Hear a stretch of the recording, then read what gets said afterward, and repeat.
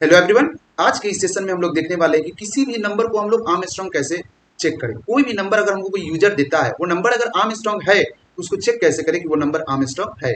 Otherwise अगर कोई user हमको नंबर देता है वो आर्मस्ट्रांग नहीं हुआ तो फिर कैसे चेक करेंगे कि वो नंबर आर्मस्ट्रांग नहीं हुआ। ठीक है, इस वीडियो में आज हम लोग डू वाइल लूप के मदद से आर्मस्ट्रांग नंबर को देखेंगे। आर्मस्ट्रांग नंबर को चेक करेंगे कि आर्मस्ट्रांग नंबर, सबसे पहले तो देखेंगे कि आर्मस्ट्रांग नंबर होता क्या है। आर्मस्ट्रांग नंबर का हम लोग एग्जांपल देखेंगे और भी कई सारा चीज आर्मस्ट्रांग नंबर के ही बारे में देखेंगे कि आर्मस्ट्रांग नंबर का हम लोग प्रोग्राम सी लैंग्वेज में कैसे कोड करते हैं। किसी भी लैंग्वेज में किसी भी क्वेश्चन को बनाया जा सकता है, ठीक है, लेकिन हम लोग जो है वो सी लैंग्वेज कंप्लीट कर चुके हैं। इसके लिए जो भी बेसिक क्वेश्चन है वो सारा का सारा क्वेश्चन को हम लोग कवर कर रहे हैं, जिसमें से एक क्वेश्चन है check the number which is given by user is Armstrong और not by do while loop, है ना। तो ऐसा नंबर को चेक करने वाले हैं तो यूजर देगा, ठीक है। If the user given any number, if the number is Armstrong then we print message your given number is Armstrong, otherwise we print the message is given number which is by user is not Armstrong. चलिए, तो आज हम लोग इसी को देखने वाले हैं with the help of do while loop in C language on Dev C plus plus software. Otherwise ये आपके ऊपर डिपेंड करता है आप कौन सा सॉफ्टवेयर यूज करते हैं, ठीक है। आप वेबसी भी यूज कर सकते हैं, आप विजुअल स्टूडियो भी यूज कर सकते हैं, it's all depend upon you. But दोनों सॉफ्टवेयर बहुत अच्छा है, ठीक है, बोथ सॉफ्टवेयर बेटर, दोनों का दोनों बेस्ट है, ठीक है। आप कोई भी यूज कर सकते हैं, ठीक है। चलिए, तो यहाँ पे सबसे पहले देवसी सॉफ्टवेयर हम ऑन कर लेते हैं, ठीक है। यहाँ पे देवसी सॉफ्टवेयर को ऑन कर लिए। ऑन करने के बाद यहाँ पे क्या करेंगे, एक न्यू फाइल को क्रिएट करेंगे। इसके लिए आर्मस्ट्रांग नंबर को चेक करने के लिए डू वाइल लूप से, ठीक है, उसका प्रोग्राम को लिखने के लिए सीखा। एक और बात कि अगर आपको सी लैंग्वेज आता है तो ये आपके लिए बहुत ही बेस्ट प्लेस है किसी भी क्वेश्चन को सॉल्व करने के लिए या फिर किसी भी प्रोग्राम से रिलेटेड प्रॉब्लम को सॉल्व करने के लिए। सी लैंग्वेज में ये आपके लिए बहुत बहुत ही बेस्ट चैनल है। अदरवाइज आपको सी लैंग्वेज अगर नहीं आता है तो वीडियो का पूरा प्लेलिस्ट बन चुका है सी का, आप जाकर के चैनल से एक्सेस कर सकते हैं, इस चैनल पे अपलोड है। अदरवाइज बहुत सारे यूट्यूबर मतलब अपना सी के लैंग्वेज का वीडियो बना करके यूट्यूब पर डाल चुके हैं, वहां भी आप जाकर के एक्सेस कर सकते हैं। लेकिन एक चीज हमेशा ध्यान में रखना है, 5 मिनट 10 मिनट वाला वीडियो नहीं देखना है बिल्कुल, क्योंकि उससे कंसेप्ट ही पूरा का पूरा खराब हो जाएगा, तो कुछ नहीं होने का। उसके बाद एक बार कंसेप्ट खराब हो गया तो फिर से स्टार्टिंग से पढ़ना पड़ेगा, ठीक है। चलिए, इसके लिए 10 मिनट का वीडियो देखिए, 5 मिनट का वीडियो देखिए, लेकिन कंसेप्ट क्लियर होना चाहिए, इस तरह का वीडियो देखिए, ठीक है। अब यहाँ पे क्या करेंगे, कंट्रोल प्लस एन करेंगे, ठीक है। यहाँ पे कंट्रोल प्लस एन किए, क्यों किए, एक न्यू फाइल को क्रिएट करने के लिए। हमारा न्यू फाइल क्रिएट हो चुका है। अब इस फाइल का हम नाम देंगे। इस फाइल को सेव करने के लिए किस नाम से सेव करेंगे, इस फाइल को हम लोग सेव करने के लिए पहले तो कंट्रोल प्लस एस प्रेस करेंगे और इसको हम लोग किसमें सेव करेंगे, पहले तो दिस पीसी में जाएंगे और जहां पे हम लोग अपना पूरा का पूरा फोल्डर बनाए हुए हैं बेसिक क्वेश्चन का, उसके अंदर हम लोग सी सोर्स में डॉट सी एक्सटेंशन के साथ इस फाइल को सेव करेंगे, ठीक है। इसमें हम लोग किस नाम से सेव करेंगे, आर्मस्ट्रांग क्वेश्चन नंबर 3 के नाम से, क्योंकि ये डू वाइल लूप से बता रहे हैं। इसके लिए यहाँ पे क्या करेंगे, आर्मस्ट्रांग क्वेश्चन नंबर 3 नाम से सेव करेंगे। यहाँ पे क्या करेंगे, आर्मस्ट्रांग क्वेश्चन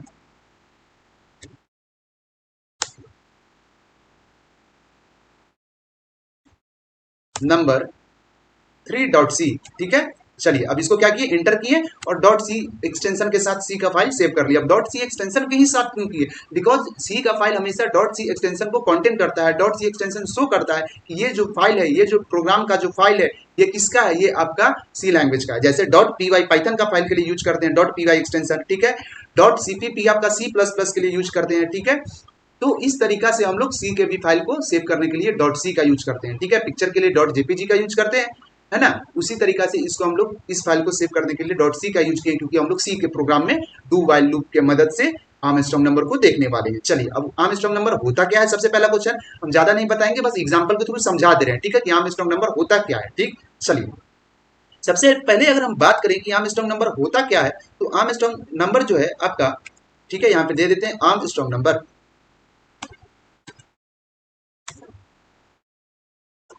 चलिए, एक हो गया आपका आर्मस्ट्रांग नंबर। अब यहाँ पे क्या लिखेंगे, आर्मस्ट्रांग नंबर है क्या। सबसे पहले अगर कोई नंबर हम लेते हैं, सपोज दैट कोई भी नंबर लिए, जैसे कोई नंबर लेते हैं, 3 डिजिट नंबर लेते हैं 153, ये क्या है, एक आर्मस्ट्रांग नंबर है। 153 कोई आर्मस्ट्रांग नंबर है, ये कैसे पता करें, तो इसमें total number of count digit कितना है ये देखेंगे। Total number of count digit सबसे पहले चीज, तो यहाँ पे total number of count digit क्या है, 1 2 and 3। Total number of digit कितना, 3। तो हर एक ईच डिजिट के ऊपर जो पावर राइज करेगा वो 3 करेगा, ठीक है।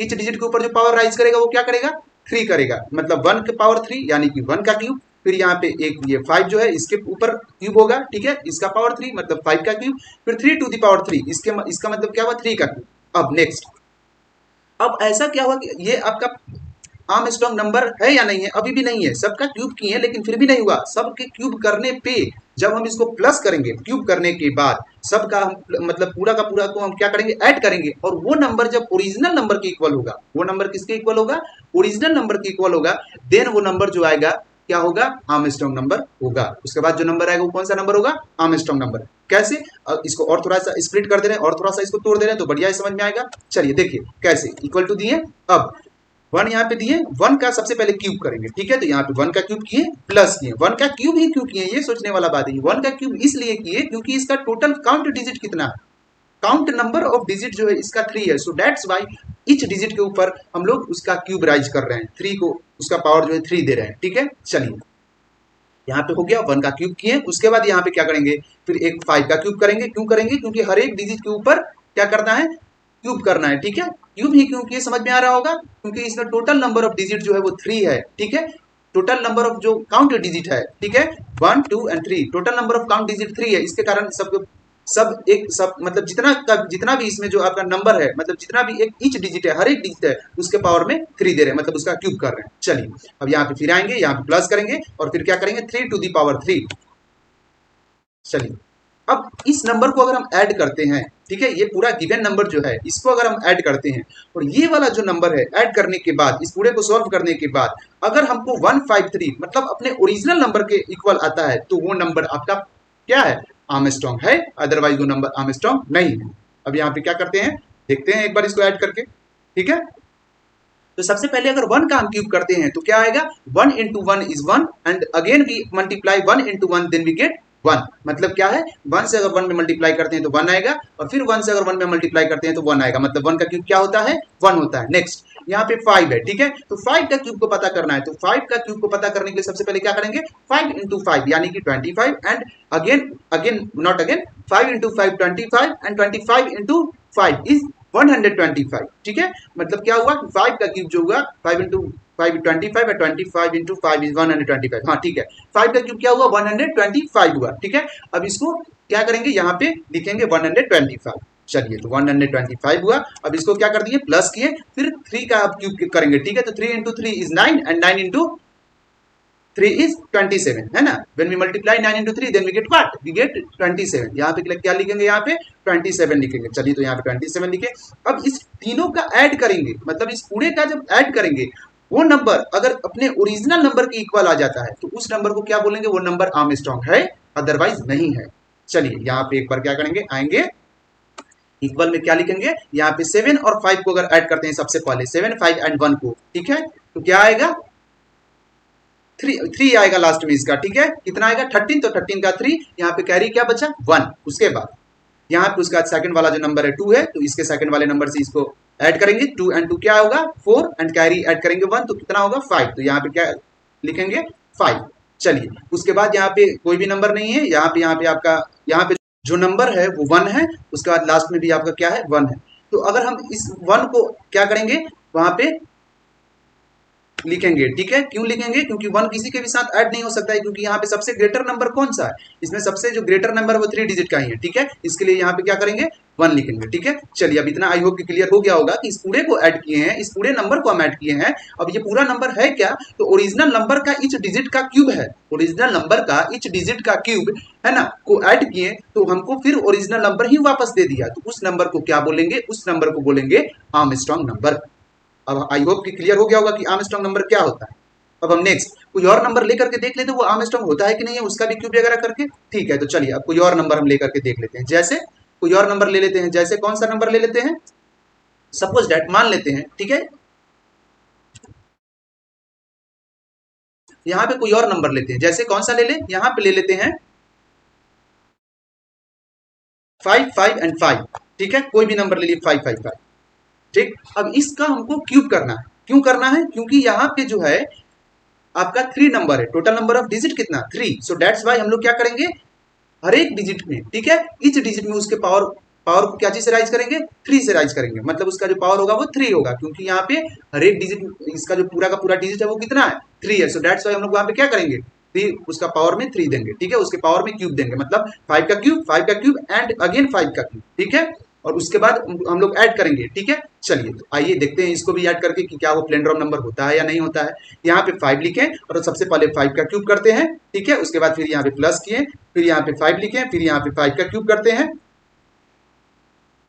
फिर यहाँ पे प्लस किए, फिर यहाँ पे 5 का क्यूब किए, और उसके बाद क्या किए, इस पूरे 5 का क्यूब को हम ऐड करते हैं, ठीक है। तो 5 का क्यूब क्या आएगा, 5 into 5 into 5 is equal to 125। तो सबसे पहले आएगा 125, अगेन वहां पे 5 का क्यूब है तो फिर लिखेंगे 125 प्लस करके, अगेन फिर वहां पे 25 है, then we again write here 125, ठीक है। यहाँ पे फिर हम लोग क्या लिखेंगे 125, तो यहाँ दिए 125। उसके बाद क्या करेंगे, इस सभी को ऐड करके देखेंगे कि क्या ये पूरा जो नंबर है, इस पूरा का पूरा नंबर को हम ऐड करते हैं तो वो अपना ओरिजिनल नंबर के इक्वल आता है या नहीं। जैसे इस पूरे के पूरे नंबर को हम ऐड किए थे, यहाँ पे इस पूरा का पूरा नंबर को हम ऐड किए थे तो अपने ओरिजिनल नंबर के इक्वल आया था, मतलब 153 इसके इक्वल आया था। यहाँ जो दिख रहा है 153 इसके इक्वल आया था, मतलब ओरिजिनल नंबर। अब ये वाला जो नंबर है ये अपने ओरिजिनल नंबर के इक्वल आता है या नहीं आता है वो देख। चलिए तो इसका हम लोग ऐड करते हैं। सबसे पहले क्या करेंगे, यहाँ पे 5, यहाँ पे फिर इसको ऐड करेंगे 5, फिर इसको ऐड करेंगे 5, तो 5 5 10 and again we add 5 in 10,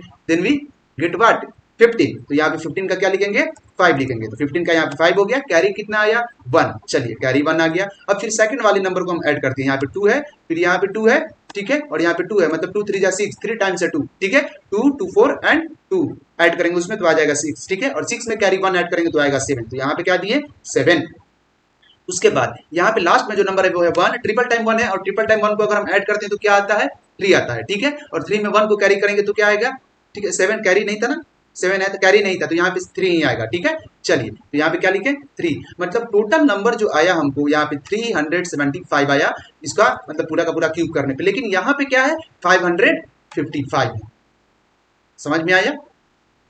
मतलब कहने का मतलब यही है कि ये जो है अपने ओरिजिनल नंबर के इक्वल नहीं हुआ, इसका जो आउटपुट आया वो अपने ओरिजिनल नंबर के इक्वल नहीं हुआ। इसका मतलब क्या समझ में आया, ये नंबर आर्मस्ट्रांग नहीं है, ठीक है। यहाँ पे लिख देते हैं दिस इज आर्मस्ट्रांग नंबर, या फिर यहाँ पे लिखते हैं आर्मस्ट्रांग और इधर साइड लिख देते हैं नॉट आर्मस्ट्रांग, ठीक है।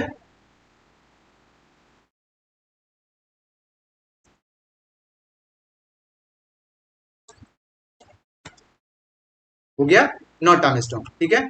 चलिए अब नीचे आएंगे, नीचे आने के बाद अब हम प्रोग्राम को लिखना शुरू करते हैं, ठीक है। आज हम लोग क्या देखेंगे, एन नंबर ऑफ टर्म के लिए भी देखेंगे। अगर 1 नंबर में चेक करेगा तो क्या होगा, 2 नंबर का जो मतलब आपका मतलब 2 नंबर का आपका आर्मस्ट्रांग नंबर होगा वो क्या होगा, ये सब देखेंगे। एन नंबर ऑफ डिजिट के लिए जो आर्मस्ट्रांग नंबर चेक करेंगे वो क्या होगा वो भी देखेंगे। तो इसको अब इसको क्या कर दे रहे हैं, क्लीन कर दे रहे हैं पूरे के पूरे स्क्रीन को कि देखने में बढ़िया लगेगा। एक और चीज, अब हम क्या करते हैं, क्वेश्चन किस बेसिस पे देगा वो हम बताएंगे। क्वेश्चन क्या करेगा, किस बेसिस पे देने वाला है वो हम बताते हैं। चलिए तो सबसे पहले क्वेश्चन जो आपका देगा वो देगा राइट अ प्रोग्राम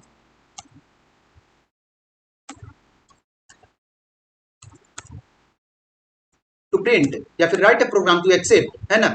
ऐसे देगा write a program to print the number is Armstrong और not which is given by user, ऐसे भी दे सकता है या फिर ऐसे भी देगा। ज्यादातर आपको यही देता है, write a program to accept the number, या फिर ऐसे भी देगा write a program to accept any number, ठीक है, which is given by user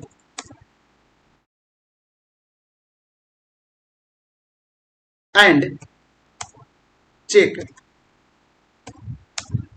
the given number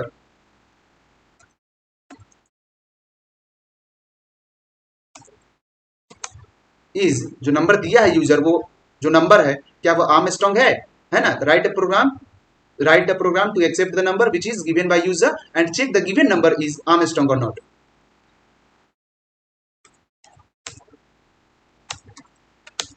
चलिए यहां तक आई होप क्लियर हो गया होगा। इसके बाद यहां तक तो आपको अगर क्वेश्चन देता है तो आप किसी भी तरीका का लूप से बना सकते हैं, कोई भी लूप यूज कर सकते हैं, चाहे वो डू वाइल हो, फॉर हो, या फिर आपका वाइल लूप हो, कोई भी यूज कर सकते हैं। लेकिन अगर यहां तक क्वेश्चन नहीं दिया, जैसे ही आगे क्या कर दिया, एक कंडीशन दे दिया आपको कि नहीं, है ना, write a program to accept a number which is given by user and check the number is Armstrong और not using do while loop. क्या दे देगा, यूजिंग डू वाइल लूप। तब उस केस में आपको डू वाइल लूप का ही use करके बनाना होगा, ठीक है। तो चलिए उसका भी हम देख लेते हैं एक बार। नीचे आएंगे, नीचे आने के बाद यहाँ पे सबसे पहले क्या लिखेंगे, हैच इंक्लूड। इस स्क्रीन को थोड़ा सा बड़ा कर दे रहे हैं कि बढ़िया से दिखेगा, अदरवाइज ऐसे भी दिख रहा होगा, कोई दिक्कत नहीं है। स्क्रीन थोड़ा सा इसको जूम कर दे रहे हैं, ठीक है।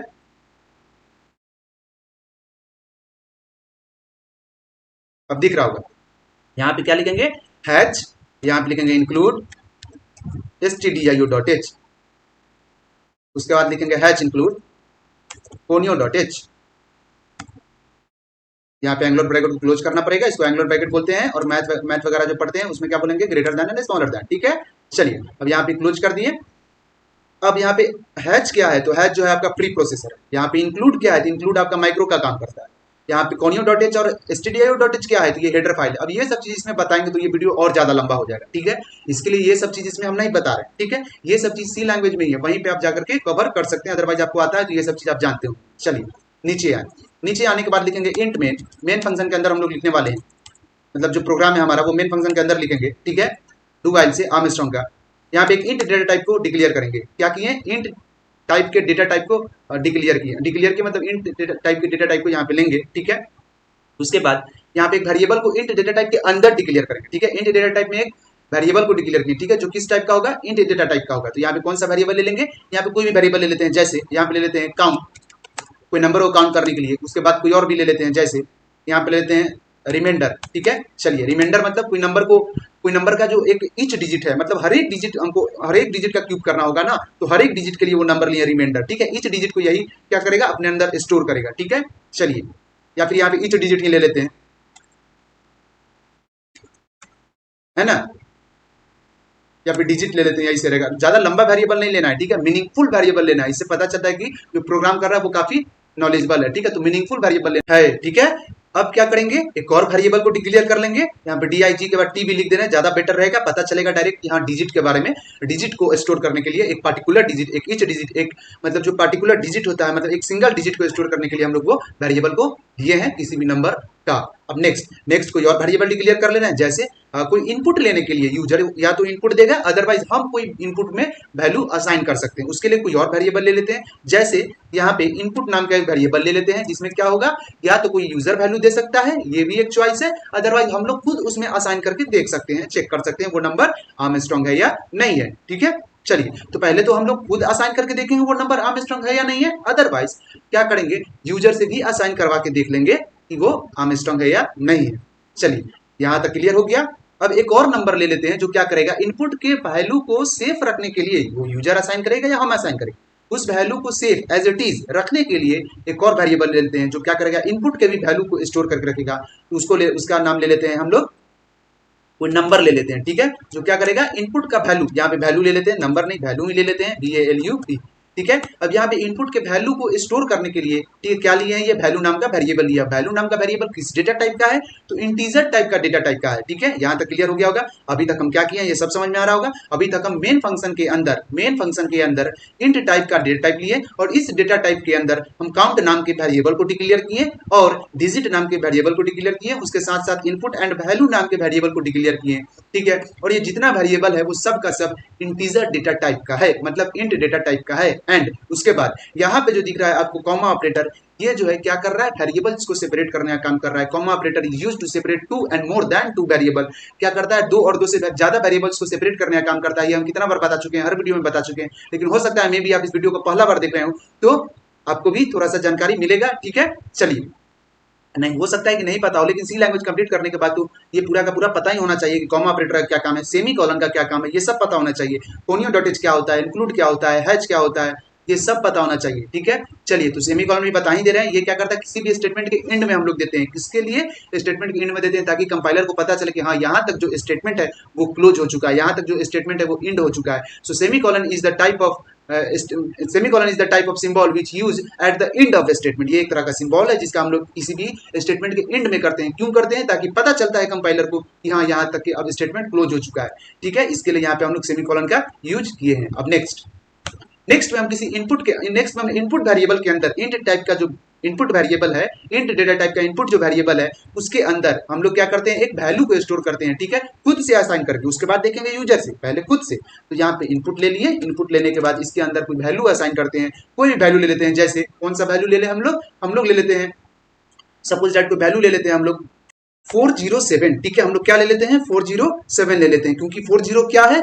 407 जो है वो एक आर्मस्ट्रांग नंबर है। 407 क्या है? एक आर्मस्ट्रांग नंबर है, इसके लिए हम ले लिए हैं। अब नीचे आएंगे, नीचे आने के बाद हम क्या करेंगे, इस इनपुट के तो अंदर असाइन हो चुका है 407, लेकिन अब क्या होगा कि ये वैल्यू चेंज हो सकता है जब हम लोग लूप में काउंट करेंगे इस इनपुट नाम के वेरिएबल को, ठीक है, तो इसका जो वैल्यू है वो चेंज हो जाएगा। इसके लिए चेंज ना हो, इसके लिए हम लोग क्या करेंगे, इस वेरिएबल के अंदर जो वैल्यू है, मतलब इनपुट नाम के वेरिएबल के अंदर जो वैल्यू है 407, इस इनपुट वेरिएबल को ही हम किसी और वेरिएबल के अंदर असाइन कर दे रहे हैं। मतलब इनपुट नाम का एक वेरिएबल है जो क्या कर रहा है, किसी वैल्यू को कंटेन कर रहा है, because variable is the container which contain any value. It is not necessary the value is belongs to float, int and cat type. वो किसी भी तरह का वैल्यू है, किसी को भी वो स्टोर कर लेगा, बस उससे पहले उसको उसके डेटा टाइप को फाइंड करना पड़ेगा, ठीक है, सी लैंग्वेज में।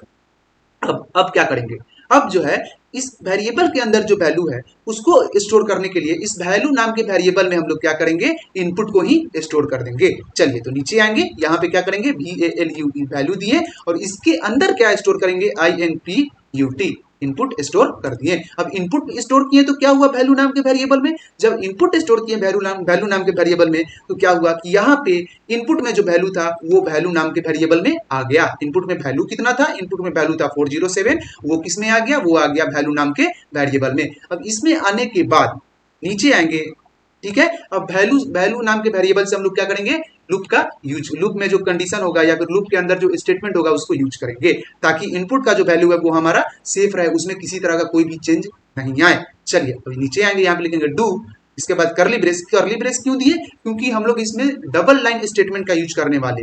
करली ब्रेस कब नहीं देते हैं, जब हम लोग सिंगल लाइन स्टेटमेंट का यूज करते हैं डू वाइल लूप में, ठीक है। अगर यहीं पे अगर सिंगल लाइन स्टेटमेंट यूज करते हैं तो डायरेक्ट यहाँ पे क्या लिखते हैं, नीचे आते और यहाँ पे आने के बाद वाइल लूप दे देते, ठीक है, और यहाँ पे कंडीशन दे देते। लेकिन इसमें हम लोग को डबल लाइन स्टेटमेंट का यूज करना है, so that's why we can use curly brace. Okay, चलिए ओपन एंड क्लोज।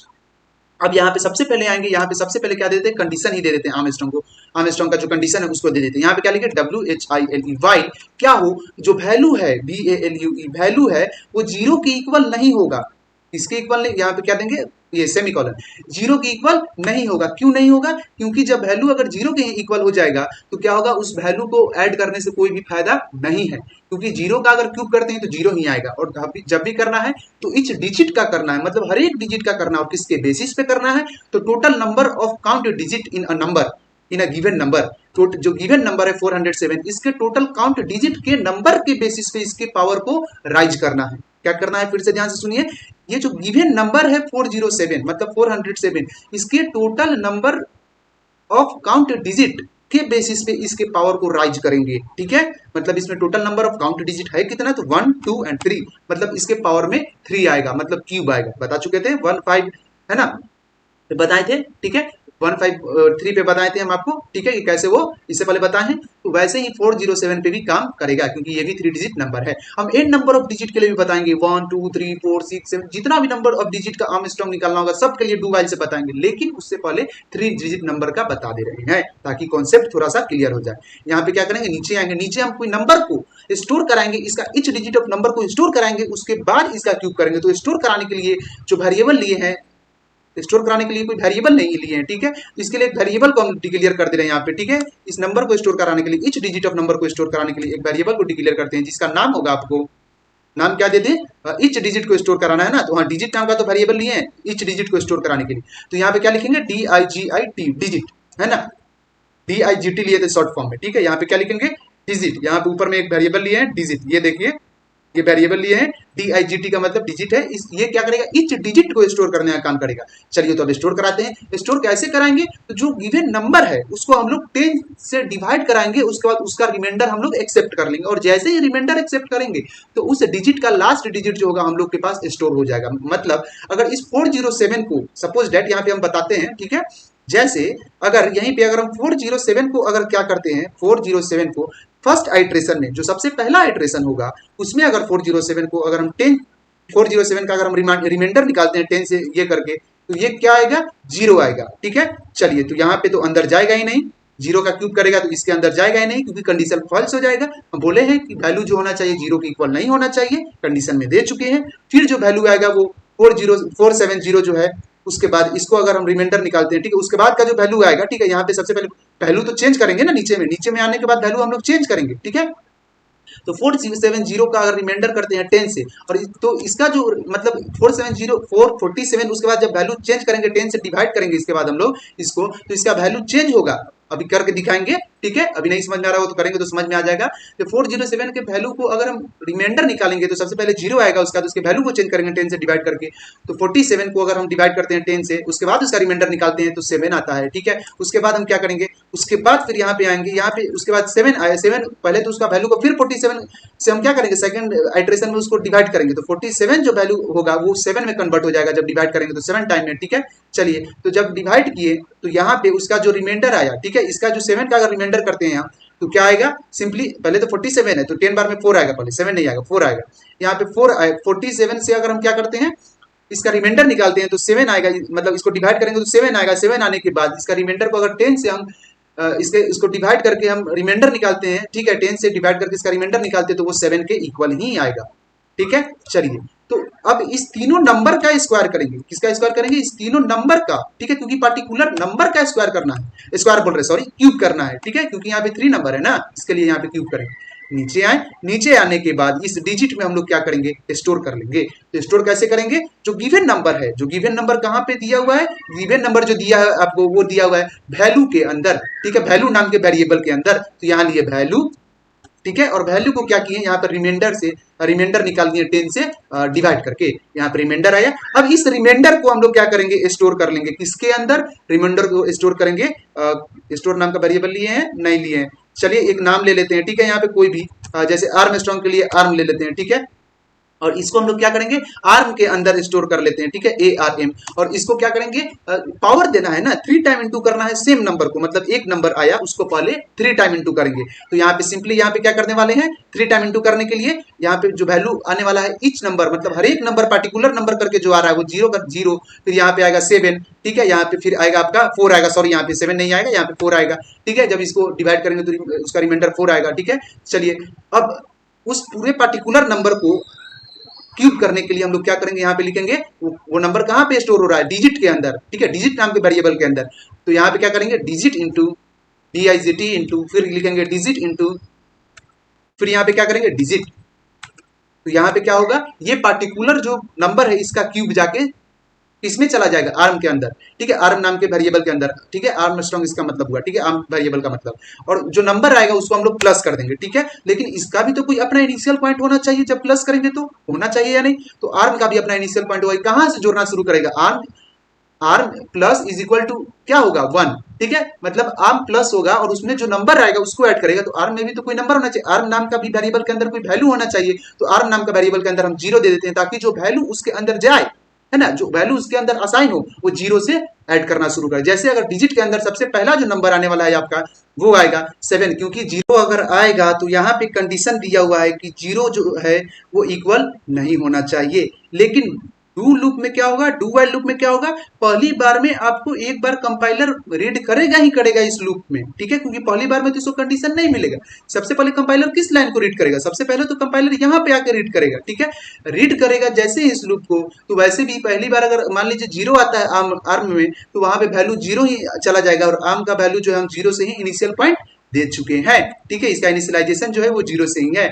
तब मान लेते हैं कि अगर इसका वैल्यू 7 आया सेकंड आइटरेशन में, ठीक है, यहाँ पे अगर इसका रिमाइंडर 7 आता है, ठीक है, तो यहाँ पे क्या होगा 7 इंटू, यहाँ पे करेगा 7 इंटू, डिजिट में 7 आएगा, 7 इंटू अगेन 7, मतलब फिर से 7 से इंटू करेगा, मतलब ट्रिपल टाइम 7 को इंटू किए, इसका मतलब वो 7 का क्यूब हो गया, ठीक है।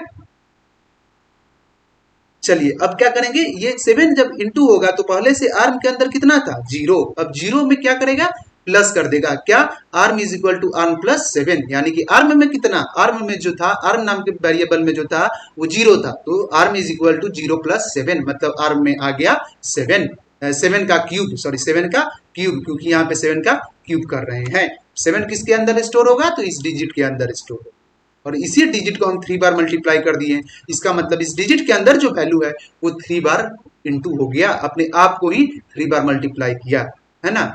चलिए यहां तक क्लियर हो गया होगा। उसके बाद नीचे आएंगे, नीचे आने के बाद यहाँ पे लिखेंगे इफ अगर जो वैल्यू है, कौन सा वैल्यू है, हमारा इनपुट का वैल्यू है, ठीक है, वो अगर इक्वल हो जाता है किस वैल्यू से, इनपुट नहीं, ऐसे समझाएंगे तो नहीं समझ में आएगा। अगर आर्म का वैल्यू है वो क्या होगा, आर्मस्ट्रांग का जो वैल्यू है, यहाँ पे जो आर्म नाम का वेरिएबल लिए हैं इसके अंदर जो वैल्यू आया है पूरा का पूरा ऐड होकर, है ना, वो अगर इक्वल हो जाता है अपने ओरिजिनल नंबर के, मतलब इनपुट के, ठीक है, या फिर इसको ऐसे भी लिख सकते हैं जैसे इससे पहले बता रहे थे कि जो इनपुट है, ठीक है, ओरिजिनल नंबर वो अगर इक्वल हो जाता है किससे, अपने टोटल काउंट डिजिट जो है, अपने टोटल काउंट डिजिट के बेसिस पे इच नंबर के ऊपर जो पावर दिया हुआ है उसको ऐड करने के बाद जो आएगा उसके इक्वल हो जाता है, ठीक है। तो इतना लंबा नहीं बताना चाह रहे थे, इसके लिए उसको क्या किए थे, सबसे पहले यहीं पे हम आर्म दे दिए थे, ठीक है। वो अगर इक्वल हो जाता है आर्म के, ठीक है, ए आर एम आर्म के, तो यहाँ पे क्या आ जाएगा,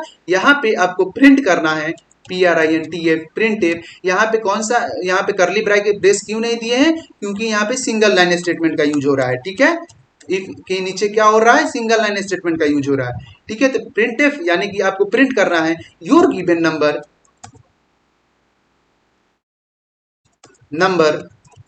%d इज आर्मस्ट्रांग। चलिए यहां तक हो गया। अब %d के जगह पे हम दे देते हैं इनपुट। इल्स नहीं तो, मतलब इल्स पार्ट में अदरवाइज, नहीं तो आपको प्रिंट क्या करना है, योर गिवन नंबर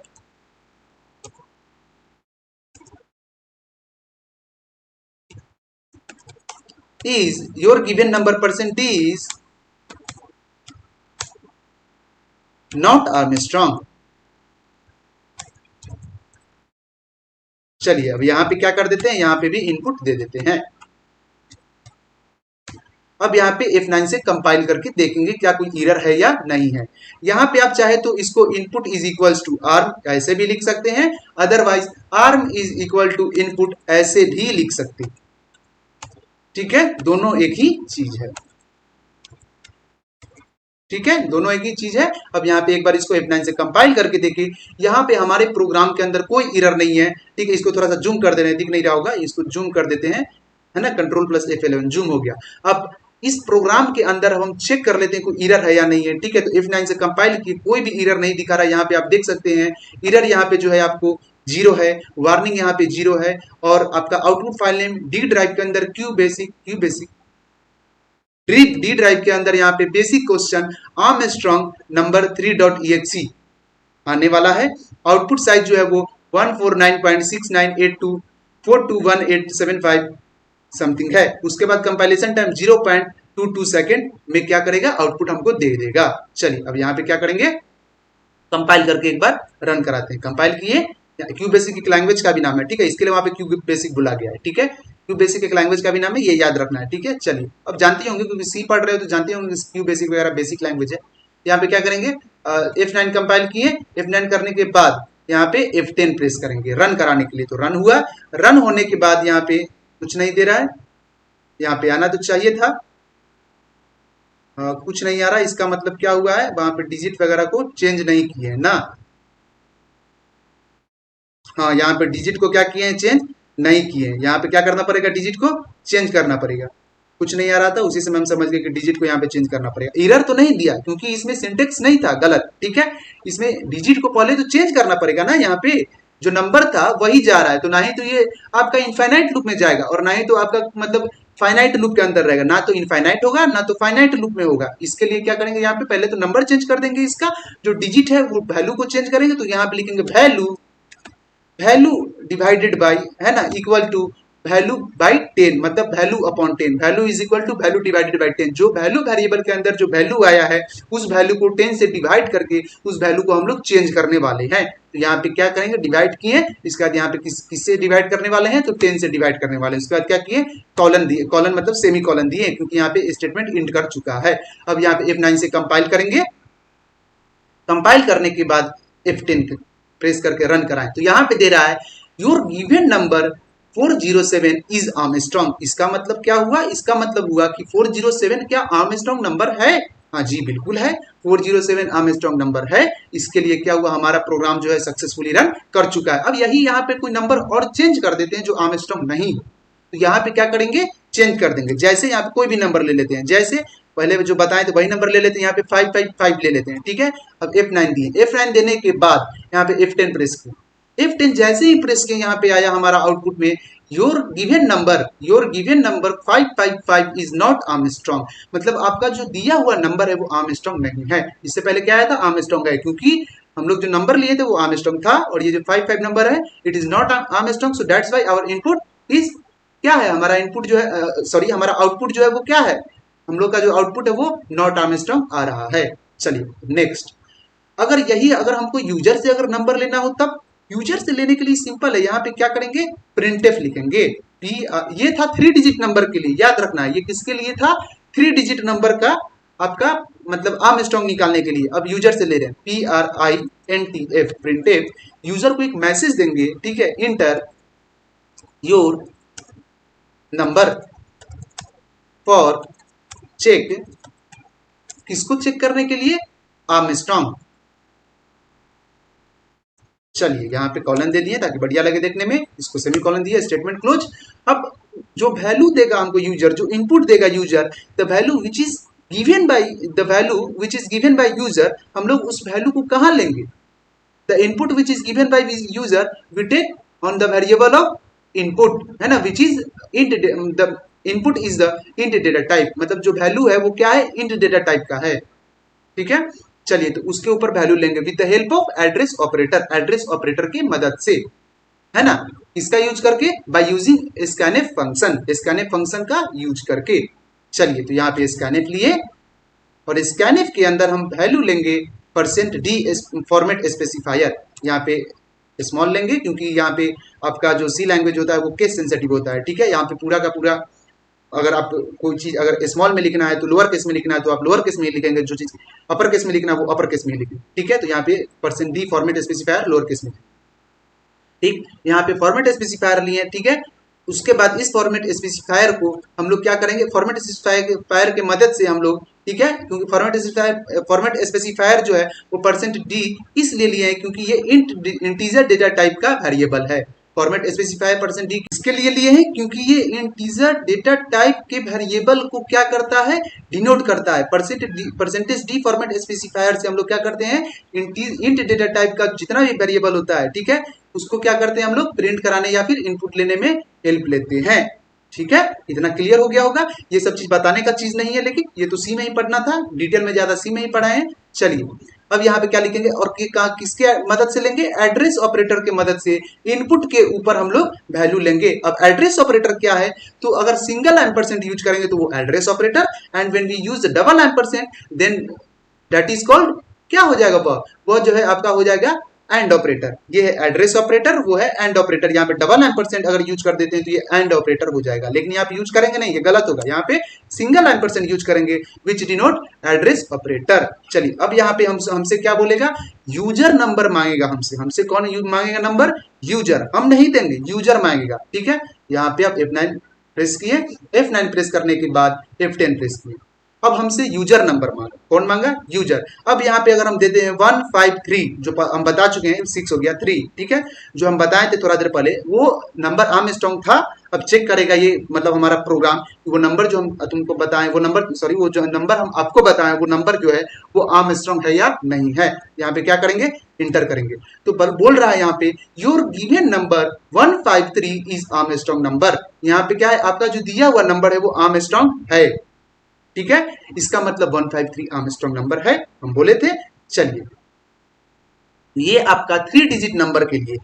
अब कोई और नंबर ले लेते हैं जो आर्मस्ट्रॉन्ग नहीं हो, जैसे कोई भी नंबर ले लिए, 753 ले लेते हैं, इसको इंटर प्रेस किए तो बोल रहा है your given number 753 is not Armstrong, मतलब आपका जो दिया हुआ नंबर है वो आर्मस्ट्रॉन्ग नहीं है, ठीक है। इसका मतलब क्या हुआ कि हमारा प्रोग्राम सक्सेसफुली रन कर गया है सिर्फ 3 डिजिट नंबर के लिए। चलिए अब कोई और भी मतलब मेथड है जिससे हम लोग करा सकते हैं, हाँ, हम लोग पाव नाम का एक फंक्शन आता है जो math.h हेडर फाइल के अंदर होता है, ये सब चीज जानते होंगे आप, सी पढ़े हैं, ठीक है। तो math.h हेडर फाइल के अंदर से उस पाव नाम के फंक्शन को हम क्या करेंगे, यहाँ पे यूज करेंगे। तो उसको यूज करने से पहले हम लोग को यहाँ पे math.h हेडर फाइल देना पड़ेगा, ठीक है, यहाँ पे ग्लोबल सेक्शन के अंदर, ठीक है, लेकिन उससे पहले हम बता दे रहे हैं एरर आएगा कैसे आएगा। यहाँ पे जो डिजिट इंटू डिजिट है, यहाँ पे इसको क्या कर दे रहे हैं, सिंपली यहाँ पे लिख दे रहे हैं पाव। ये क्या एक फंक्शन है, प्री डिफाइंड फंक्शन है, पहले से बना हुआ है और कहीं ना कहीं आपके सिस्टम में है, सी सोर्स के फाइल में, ठीक है। पाव नाम का फंक्शन दिए, इसके बाद यहाँ पे जिसका जिसका पावर देना है उसको यहाँ पे लिखेंगे, ठीक है। तो DIGT, कोई डिजिट जो है उसका पावर देना है, यहाँ पे SIT हो गया, DIGT डिजिट जो है उसका पावर देना है, फिर यहाँ पे कॉमा देंगे और जितना पावर देना है वो यहाँ पे देंगे। तो पावर कितना देना है, 3 देना है, चलिए मतलब क्यूब करना है। अब यहाँ पे इसको क्लोज किए, अब एरर आएगा, हम कंपाइल करेंगे तो कंपाइल किए, एरर आया। क्यों आया एरर, इसलिए आया क्योंकि ये पता ही नहीं कर पा रहा है कि ये जो मतलब हम यूज किए हैं फंक्शन, वो फंक्शन एक्चुअली में है कहाँ।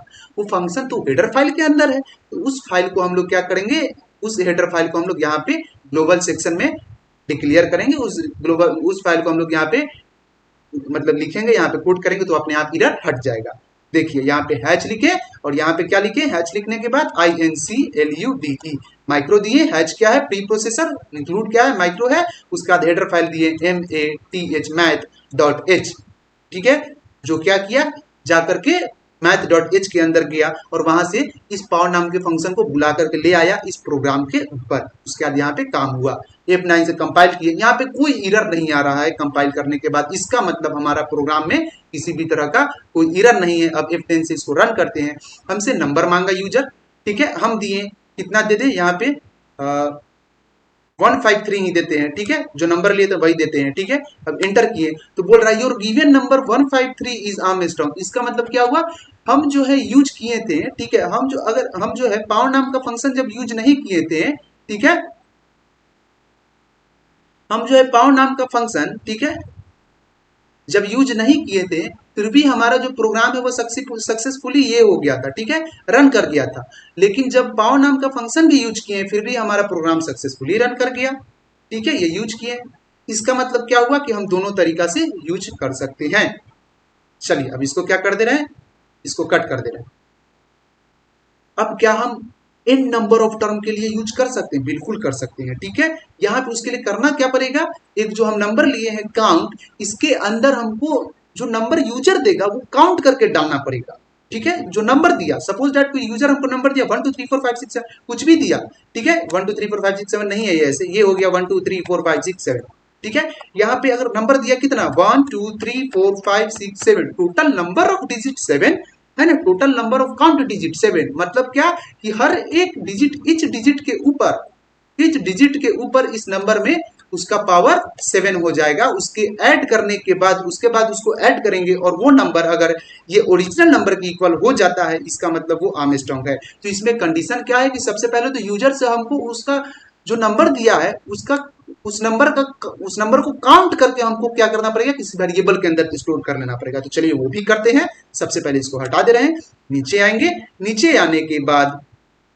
यहाँ आए, यहाँ आने के बाद क्या करेंगे, सिंपली यहाँ पे लिखेंगे वैल्यू में, फिर हम एक क्या ले लिए, वैल्यू में हम एक इनपुट टाइप का वेरिएबल को, इनपुट टाइप का जो वेरिएबल उसको डिक्लेयर किए, ठीक है। वैल्यू में क्या डिक्लेयर किए, इनपुट टाइप का वेरिएबल जो यूजर देगा INPUT डिक्लेयर करने के बाद, ठीक है, ताकि वैल्यू वगैरह चेंज नहीं हो, ठीक है। यहाँ पे फिर से क्या देंगे डू, ठीक है, डू देने के बाद करली ब्रेस, ठीक है। यहाँ पे क्या देंगे वाइल, फिर नीचे आएंगे, यहाँ पे क्या देंगे वाइल, जो हमारा वैल्यू होगा वो 0 की इक्वल नहीं होगा, ठीक है। और हमको करना क्या है, करना है हमको जो वैल्यू होगा उसके मतलब इसको क्लोज कर देना, पूरा का पूरा दिखेगा बढ़िया से। और जो वैल्यू हमको देगा, ठीक है, जो वैल्यू क्या करेगा हमको देगा, उस वैल्यू को काउंट करना है। तो काउंट का भी अपना इनिशियल पॉइंट होगा, जैसे यहाँ पे आर्मस्ट्रांग का अपना इनिशियल पॉइंट था 0 से वो जोड़ना शुरू करेगा किसी भी नंबर का। तो काउंट का इनिशियल पॉइंट जो है वो हम 0 दे देते हैं। तो काउंट का इनिशियल पॉइंट क्या किए, 0 दे दिए। 0 देने के बाद नीचे आए, यहाँ पे काउंट में, ठीक है, count is equal to COUNT, count equal to count plus plus. Count plus plus का मतलब क्या है, पोस्ट एंड प्री इंक्रीमेंट पढ़े होंगे कि post increment and pre increment क्या होता है, ठीक है। तो यहाँ पे काउंट प्लस प्लस का मतलब क्या है, count is equal to count plus 1। चलिए ठीक है, चलिए अब नीचे आएंगे, यहाँ से हट गया, इसको नीचे आने के बाद यहाँ पे क्या करेंगे, उस वैल्यू को चेंज कर देंगे, ठीक है। तभी तो जैसे जैसे वैल्यू चेंज करेगा वैसे वैसे क्या होगा, हम लोग का इसमें 1 जुड़ते जाएगा। इससे पता चल जाएगा कि हाँ जो वैल्यू दिया है वो नंबर कितना, जो नंबर हमको दिया है यूजर एक्चुअली में उसमें टोटल डिजिट है कितना, अगर 100 प्रिंट किया, 100 अगर इनपुट दिया तो 100 में टोटल डिजिट कितना है 3, 1000 दिया तो उसमें टोटल डिजिट कितना 4। ठीक है, समझ में आ रहा है? तो वैसे ही काम करेगा। ठीक है, चलिए अब इसमें क्या करेंगे, ले लेंगे, मतलब उस वैल्यू, जो वैल्यू आएगा उसके उस वैल्यू को स्टोर करके उस वैल्यू को लेकर के उसका हम लोग डिजिट को चेंज करेंगे। जैसे कैसे करेंगे, तो यहाँ पे जो वैल्यू में, जो आपका वैल्यू नाम के वेरिएबल में जो वैल्यू आ रहा है उसके वैल्यू को हम सिंपली यहाँ पे चेंज कर देंगे 10 से डिवाइड करके। ठीक है, चलिए यहाँ तक के क्लियर हो गया। अच्छा, ये काउंट नाम का वेरिएबल जो है ऊपर में डिक्लेयर कर दिए, ये वाला कहाँ होगा, इसके अंदर होगा। ठीक है, यहाँ पे कट किए और इसके अंदर, इस लूप के अंदर, ठीक है, ये लूप के अंदर डाल दिए। अब यहां तक हो गया। अब क्या करेंगे, यहां तक क्लियर हो गया होगा। अब क्या करेंगे, एक सिंपल चीज पहले हम दिखा दे रहे हैं। सबसे पहले इसको हम कमेंट बना दे रहे हैं। ठीक है, क्या किए, इसको कमेंट बना देते हैं। ठीक है, कमेंट बना दिए। अब सबसे पहले ये एक्चुअली में काउंट कर क्या रहा है ये हम आपको पहले बता दे रहे हैं। काउंट कर क्या रहा है, ठीक है, काउंट आपको डिजिट काउंट करने का काम कर रहा है। जैसे यहाँ पे हम दे देते हैं कोई वैल्यू, ठीक है, प्रिंटेड योर, ठीक है, count digit your total digit in this number is, और यहाँ पे परसेंटेज डी, और यहाँ पे क्या कर दिए काउंट। अब यहाँ पे इसको क्या किए, सेमीकोलन दे दिए। सेमीकोलन देने के बाद इसको F9 से कंपाइल कराएं। तो कंपाइल करने के बाद एक एरर आया है आपका, वो एरर है क्या, यहाँ पे देखना पड़ेगा। एरर VALU, अच्छा, यहाँ पे वैल्यू का जो स्पेलिंग है वो ही मिस्टेक हो गया। करने का मतलब क्या है, मतलब गलती से मिस्टेक हो गया था। वैल्यू का जो स्पेलिंग है यहाँ पे VALU हो गया है, लेकिन यहाँ जो वैल्यू का जो वेरिएबल नेम है, ठीक है, यहाँ पे VALUE हो गया। मतलब ये वाला जो स्पेलिंग है वो करेक्ट है। ठीक है, मतलब डिक्लेयर किया हुआ है जो वैल्यू VALU किया हुआ है, और यहाँ पे जो वैल्यू का स्पेलिंग है वो VALU है। ठीक है, यहाँ पे वैल्यू टाइप का लग रहा है। यहाँ पे क्या करेंगे, है ना, यहाँ पे वैल्यू करने के लिए इसको VALUE देंगे। अब इसको F9 से कंपाइल करके देखते हैं। F9 से कंपाइल की आप देख सकते हैं किसी भी तरह का कोई भी एरर हमारे प्रोग्राम में नहीं दिखा रहा है। यहाँ पे आप देखिए कोई भी एरर नहीं दिखाया वहां पे स्पेलिंग सही करने के बाद। ठीक है, यहाँ पे देखिए कोई भी एरर नहीं है, आउटपुट साइज वगैरह सब दिखा रहा है। कंपाइलेशन टाइम दिख रहा होगा आपको 0.23823 सेकंड दिया हुआ है। चलिए अब नेक्स्ट, अब ये हम बताएं किसके लिए, आपको चेक करने के लिए, ठीक है, कि काउंट एक्चुअली में कर क्या रहा है। ठीक है, चलिए जैसे F9 प्रेस किए ना, अब F10 किए, अब काउंट करेगा क्या एक्चुअली में, काउंट आपको नंबर काउंट करने का काम करेगा। Number of digit in any number, है ना, total number of count digit in any number, है ना। Count variable is used to in this program to count the total number of count digit in any given number. मतलब जो number दिया हुआ है उसका total number of count digit को count करने का काम कर रहा है। किसके अंदर, ये काउंट नाम के वेरिएबल जो है कौन कर रहा है, तो ये काउंट नाम का वेरिएबल अपने अंदर उस वैल्यू को काउंट करके प्लस करेगा। ठीक है, चलिए तो हम बताते हैं कैसे करेगा। सबसे पहले यहाँ पे हम ले लिए 1 2 3, अब इंटर किए, यहाँ पे टोटल नंबर ऑफ डिजिट कितना है 3, इसके लिए यहाँ पे क्या आया 3। अब फिर से एक बार कोई नंबर को लेकर के देखते हैं। जैसे F9 से कंपाइल करेंगे, कंपाइल करने के बाद F10 से रन किए। अब एक नंबर ले लेते हैं, जैसे कौन सा, यहाँ पे कोई भी नंबर ले लेते हैं, जैसे यहाँ पे 7 4 1 2 5 कुछ भी ले लिए। ठीक है, अब यहाँ पे इंटर किए, इंटर करने के बाद जो हमारा आउटपुट आया है वो आया है 5। और 5 ही क्यों आया, क्योंकि जो हम नंबर लिए, एक जो पार्टिकुलर नंबर है, ठीक है, यहाँ पे 7 4 1 2 5, इसके अंदर जो है टोटल नंबर ऑफ डिजिट को देखना है, वो कितना है 5 2 1 4 एंड 7। तो टोटल नंबर ऑफ डिजिट कितना हुआ 5। सो दैट्स वाई यहाँ पे जो आउटपुट आया है, यहाँ पे क्या आया है, नंबर ऑफ डिजिट जो है इसका 5 है, इसके लिए 5 आया है। तो काउंट क्या करता है अब समझ में आ गया होगा। एक बार और रन करके हम दिखा ही देते हैं। यहाँ पे कोई और नंबर ले लिए, 1 2 3 बार बार ले रहे हैं, कोई भी नंबर ले लिए यहाँ पे, ठीक है, और इसके बाद इंटर किए तो यहाँ आया 7। इसका मतलब क्या हुआ कि टोटल नंबर ऑफ डिजिट जो है इस पूरे के पूरे हमारे नंबर में जो total number of count digit जो है वो है 7। मतलब 5 7 4 9 6 5 and 8। Total number of count digit कितना हुआ 7, है ना।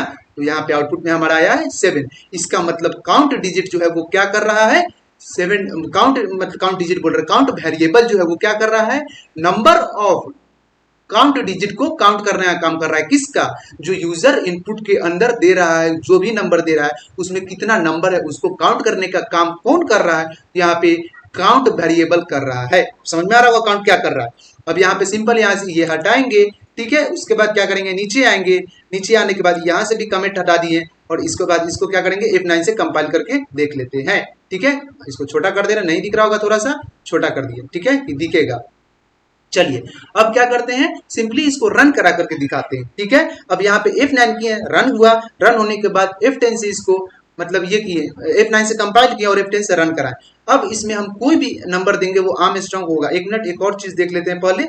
इसके अंदर हम वैल्यू जो है यहाँ पे, हाँ एक ये नहीं दिए थे, हाँ यहाँ पे क्या होगा, नंबर ऑफ n डिजिट को प्रिंट करने के लिए, नंबर ऑफ n डिजिट को प्रिंट करने के लिए यहाँ पे क्या देंगे, काउंट देंगे, COUNT। अब काउंट क्या करेगा, काउंट में जो यूजर वैल्यू देगा, जो यूजर वैल्यू दिया उस नंबर को काउंट करेगा और यहाँ पे काउंट में यहाँ लाके इसमें वैल्यू में डाल देगा। इसका मतलब क्या हो, जितना नंबर होगा उतना ही एक ईच डिजिट के ऊपर जो उसका पावर होगा, मतलब जो उसका काउंट डिजिट होगा उसके बेसिस पे ईच डिजिट के ऊपर उसका पावर राइज करना शुरू कर देगा। इससे क्या होगा, उसके बाद उसके उस पूरे नंबर को, एक पर्टिकुलर नंबर को मतलब अगर पावर राइज करके अगर उसको ऐड करेंगे तो जो नंबर आएगा अगर ओरिजिनल नंबर की इक्वल होगा, then we can say the number is Armstrong, otherwise the number is, this number is not Armstrong.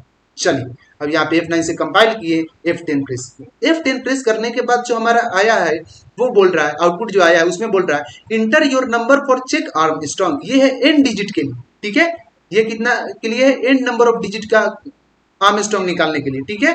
चलिए तो यहाँ पे कोई नंबर ले लेते हैं, जैसे 407 ले लिए, ये तो 3 डिजिट का है, ठीक है, 3 डिजिट का। यहाँ पे मतलब स्लैश एन नहीं दिया, इसके लिए एक साथ ही प्रिंट कर रहा है, ठीक है। तो यहाँ पे टोटल नंबर ऑफ डिजिट 3 दिखा रहा है और 407 जो है वो आर्मस्ट्रांग नंबर, ये तो 3 डिजिट है। खैर यहाँ पे स्लैश एन दे देते हैं ताकि लाइन ब्रेक कर दे, ठीक है। यहाँ पे स्लैश एन दे दिए कि लाइन आराम से वहां पे क्या करेगा, ब्रेक हो जाएगा। F9 दिए, F10 दिए, रन हुआ, रन होने के बाद जो हमारा आउटपुट आया इसमें ले लेते हैं कोई भी नंबर, जैसे यहाँ पे ले लिए 513 ले लिए। अब इंटर किए, इंटर करने के बाद आया हमारा जो नंबर है वो आर्मस्ट्रांग नहीं है, लेकिन जो नंबर आया है उसका जो total number of count digit है वो 3 है। समझ में आया? तो ऐसे काम करेगा। अब इससे ज्यादा नंबर मतलब n नंबर के लिए लेना होगा तो 1 2 3 4 5 6 नंबर ऑफ n टर्म के लिए अगर लेना होगा तो हम लोग क्या करेंगे, मतलब इनफाइनाइट नंबर का भी चेक कर सकते हैं इस प्रोग्राम के अंदर वो आर्मस्ट्रांग है या नहीं है। तो F9 दिए और F9 देने के बाद यहाँ पे हम चेक करते हैं, कोई भी नंबर लेते, जैसे कोई भी नंबर कौन सा ले ले, जैसे 9474 ले लेते हैं, ये आर्मस्ट्रांग नंबर है और 3 नंबर से ज्यादा है। तो एक बार देखते हैं इस नंबर पे कि आर्मस्ट्रांग देता है या नहीं देता है। इंटर किए, ये नंबर में जितना डिजिट है क्या बोल रहा है, total your total digit in this number, इस नंबर में जो टोटल डिजिट है वो कितना है, 4 है, ठीक है। तो 2 and 2 4 दिख रहा है, 9474, total number of digit is 4, total number of count digit in this number 9004, in 9474 the total count digit of the number is 4, total term is 4, 9 4 7 and 4, the total number of digit in 9474 in 4, 9474 में total number of digit कितना है, 4 है। तो इसके लिए यहाँ पे क्या दिया, टोटल नंबर ऑफ डिजिट 4 है और हर एक डिजिट के ऊपर जो उसका पावर है वो 4 गया, ठीक है। मतलब हर एक डिजिट के ऊपर जो है पावर 4 है, 4 to the power 4, 7 to the power 4, 4 to the power 4 again and 9 to the power 4। उसके बाद उसको ऐड किया, वो नंबर इक्वल हो गया किस कंडीशन से, यहाँ पे arm is equal to input, तो अपने ओरिजिनल नंबर की इक्वल हुआ। इसके लिए यहाँ पे दिखा रहा है your given number 9474 is Armstrong number. अब आई होप कि यहाँ तक आपको क्लियर हो गया होगा। ये आपका n टर्म के लिए था। अब चाहे तो इसका स्क्रीनशॉट ले सकते हैं, इसको नीचे जो दिया हुआ इसको हटा देना, ठीक है। चलिए क्वेश्चन आपका क्या देगा, n टर्म के लिए अगर क्वेश्चन आएगा तो n टर्म के लिए कैसे आएगा, n टर्म के लिए आएगा तो क्या देगा, बोलेगा कि write a program to accept a number by user and count the total number of digit and find the given number is Armstrong और नॉट, ऐसे देगा। अगर आपको सिंपल 2 डिजिट 3 डिजिट के लिए देगा तो उसके लिए आपको ये सिंपल क्वेश्चन देगा, write a program to check number, to check the given number, write a program to accept any number and check the given number is Armstrong और नॉट, ऐसे देगा, एकदम सिंपल सा देगा। लेकिन अगर आपको n नंबर के लिए अगर क्वेश्चन देगा तो कैसे देगा वो तो बता ही दिए। तो ठीक है, आप चाहे तो इसका स्क्रीनशॉट ले सकते हैं। अब मिलते हैं फिर हम नेक्स्ट वीडियो में, नेक्स्ट पैटर्न, नेक्स्ट आपका क्वेश्चन के साथ, ठीक है। और चैनल अगर बढ़िया लग रहा है, चैनल पे जो भी वीडियो अपलोड हो रहा है अगर लग रहा है कि आपको बेनिफिशियल है आपके लिए, तो लाइक कीजिए, सब्सक्राइब कीजिए, शेयर कीजिए। अदरवाइज कोई बात नहीं है, इसका स्क्रीनशॉट ले लीजिए। अदरवाइज कोई बात नहीं, मिलते हैं फिर नेक्स्ट वीडियो में, ठीक है। तब तक के लिए bye bye, take care, see you, have a nice day.